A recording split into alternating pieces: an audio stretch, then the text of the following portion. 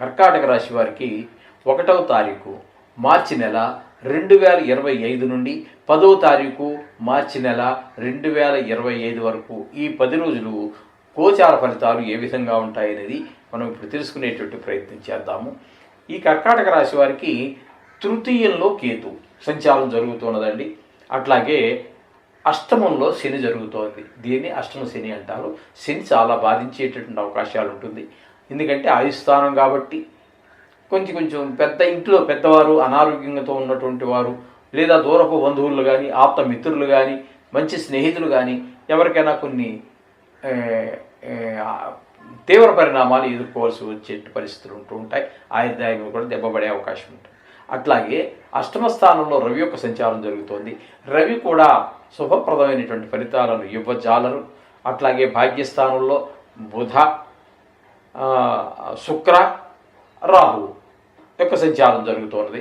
అయితే ఇందులో మనకు 3 గ్రహాల యొక్క సంచారం ఇక్కడ మీకు భాగ్యస్థానంలో జరుగుతోంది. భాగ్యస్థానంలో బుధుడు ఏమాత్రము యోగమును ఇవ్వజాలడు, యోగకారకుడు కాజాలడు. అయినా కూడా కొన్ని ఇబ్బందులు పెడుతూ ఉంటారు. అలాగే తండ్రి గారి వాళ్ళ యొక్క పెద్దలు ఎవరైతే ఉన్నారో వాళ్ళని ఆరోగ్యపరంగా బాధించే అవకాశం ఉంటుంది. అలాగే వాహన సౌఖ్యం ఇట్లాంటివన్నీ కొరవవుతూ ఉంటాయి. ఇక రాహు వల్ల ఈ విష జంతువులు అంటావే దోమలు, బల్లు, బొద్దింకలు, తేళ్ళు, జర్రులు ఇట్లాంటి వల్ల కూడా ఇబ్బందులు ఉంటాయి. అలాగే కామక్రోధ లోభాలన్నీ కూడా మనకి ఆ ఆశలకి అత్యాశలకి గురి చేసేటటువంటి అవకాశం ఉంటుంది. తద్వారా మనం చాలా నష్టపోయేటటువంటి అవకాశం ఉంటుంది.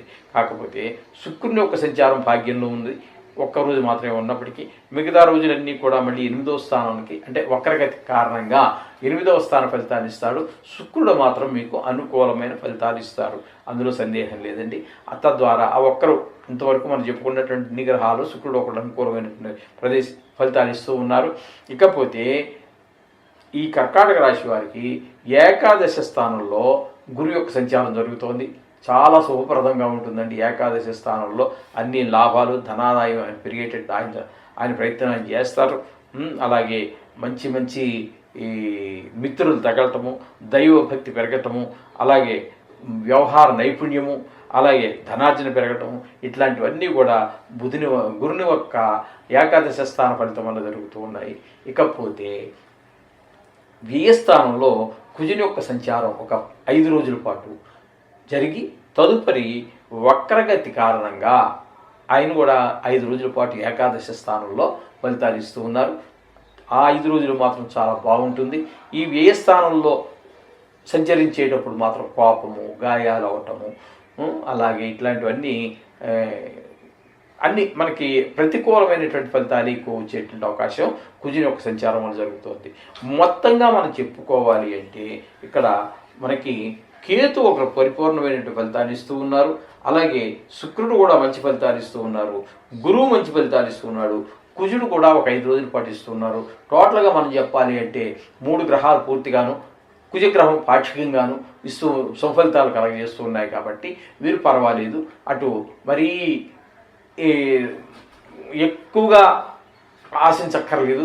అలా అని చెప్పేసి మరి ఎక్కువ ఇబ్బందులు లేకుండా మనకి యావరేజ్గా జరిగేటటువంటి ఈ నెల ఈ దశ 10 రోజులు కూడా సావకాశంగానే జరిగేటటువంటి నిదానంగా జరిగే అవకాశం గోచరిస్తూ ఉన్నది. ఈ విధమైన ఫలితాలన్నీ కూడా మనకి ఈ కర్కాటక రాశి వారికి జరుగుతూ ఉన్నాయి. ఏదేమైనప్పటికీ కొన్ని గ్రహాలు అనుకూలిస్తున్నా కొన్ని గ్రహాలు ప్రతికూలత ఉంటుంది. తద్వారా మనము నవగ్రహాలకు సంబంధించి ఇదివరకు కూడా మనం చాలా చెప్పుకున్నాము. అదే సుందరకాండ పారాయణ కానివ్వండి, విష్ణు సహస్రనామ పారాయణ కానివ్వండి, లేదా ఈశ్వరాభిషేకం కానివ్వండి, ఏదో ఒకటి చేసుకున్నట్టయితే ఇవన్నీ మీకు అనుకూలంగా ఉంటాయి. రోజు ఒక 5 నిమిషాలు 2-3 నిమిషాల నుంచి 5 నిమిషాల వరకు ఆ నవగ్రహాల గురించి కేటాయించినట్టయితే ఇవి ఎందుకంటే చాలా తక్కువ సమయము అయినా గోచార ఫలితాలు మనకు జాతకంలో అవి బాగున్నప్పుడు, జాతకరీత్యా మంచి మహాదశ జరుగుతూ ఉన్నప్పుడు, మంచి అంతర్దశ జరుగుతూ ఉన్నప్పుడు వీటి ప్రభావాలు అంతగా కనిపించవు. కాబట్టి జాతకం కూడా మంచి నిష్ణాతుల చేత రాయించండి. మా దగ్గర కూడా సౌకర్యం ఉన్నది. చేసుకున్నట్టయితే దీన్ని అనుసంధానం చేసి చూసుకోండి. అప్పుడు మంచి ఫలితాలు వస్తాయి. శుభం భూయాత్.